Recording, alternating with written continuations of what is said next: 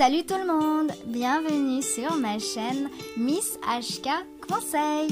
J'espère que vous allez bien et que vous êtes prêts pour découvrir un nouveau sujet. Allez, c'est parti, on y va.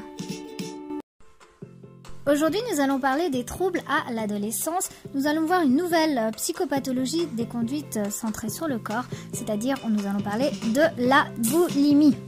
Alors, une définition pour commencer. La boulimie, en fait partie des troubles alimentaires ou des troubles du comportement alimentaire, autrement dit TCA, tout comme l'anorexie mentale et l'hyperphagie. On va en parler. Alors, l'anorexie mentale, j'ai déjà évoqué le sujet spécifiquement dans une précédente vidéo. Si vous voulez en savoir plus, n'hésitez pas à regarder la vidéo précédente. Maintenant, la boulimie va se caractériser par deux points principaux, c'est-à-dire le premier point, c'est la survenue de crises de boulimie ou alors crises de suralimentation, durant lesquelles la personne va ingurgiter d'énormes quantités de nourriture sans pouvoir s'arrêter. Certaines études évoquent une absorption pouvant aller de 2000 à 3000 kilocalories par crise. Les personnes boulimiques ont l'impression de perdre totalement le contrôle pendant les crises et se sentent honteuses et coupables après les crises. Après la survenue d'une crise, les personnes mettent en place des comportements compensatoires non appropriés afin d'essayer d'éliminer les calories ingurgitées et donc d'éviter de prendre du poids. C'est cette seconde caractéristique-là qui fait qu'on dit qu'une personne est boulimique. Les personnes boulimiques ont souvent recours au vomissement et à l'usage abusif de médicaments tels que des laxatifs, des purgatifs, des lavements, des diurétiques, ainsi qu'une pratique intensive d'exercice physique ou encore même de jeûne. Différemment des personnes anorexiques en sous-poids, la personne boulimique présente un poids habituellement normal, d'où le fait qu'il est plus difficile de voir une personne boulimique qu'une personne anorexique qui, elle, va présenter parfois une maigreur extrême. Donc, physiquement, on détecte plus facilement une personne anorexique qu'une personne boulimique.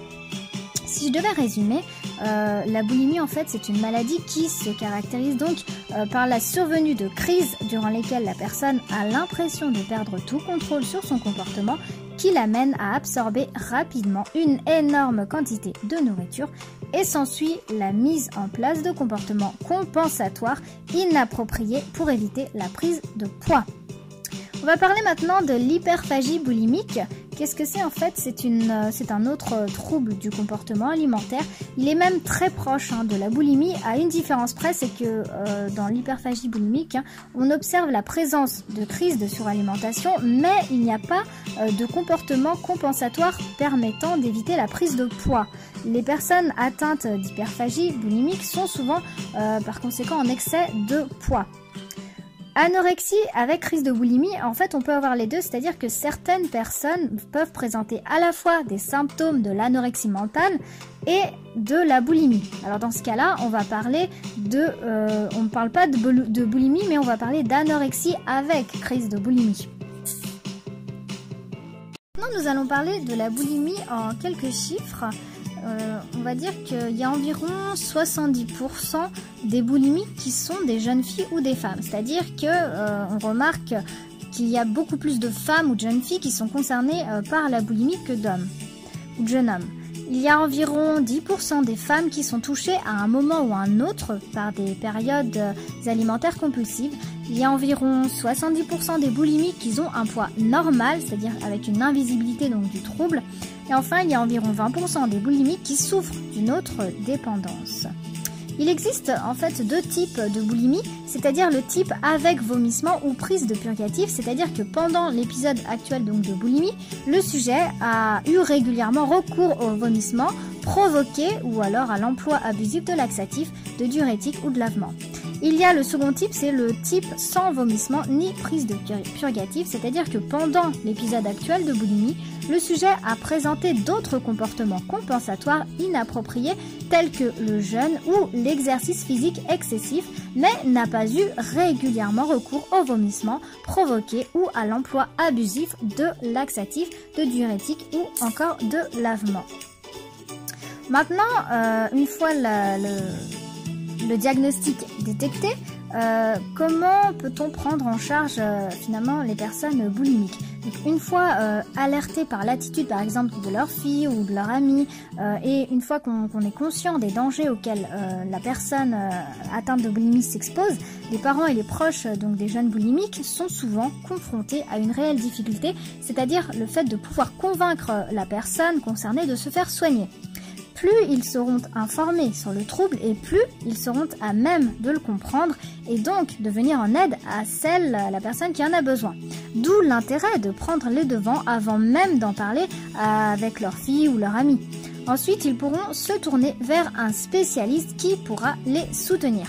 Alors, il est souvent nécessaire de forcer la malade, la personne concernée, à consulter contre sa volonté, parce que si les boulimiques peuvent sembler moins en danger sur le plan physique que certaines anorexiques au corps décharné, elles n'en souffrent pas moins de carences et parfois même de pathologies, c'est-à-dire au niveau cardiaque, au niveau rénal, qui les mettent en péril. Une hospitalisation est parfois même envisageable. La prise en charge passe ensuite par un travail axé sur 3 approches. Donc la première approche, c'est sur le plan nutritionnel, c'est-à-dire pour retrouver et maintenir un poids normal, avoir des apports énergétiques normaux et renouer avec les aliments tabous. Sur le point, la deuxième approche, c'est une approche comportementale, c'est-à-dire se nourrir de façon apaisée, sans peur ni obsession, apprendre à exprimer ses émotions autrement qu'à travers la nourriture.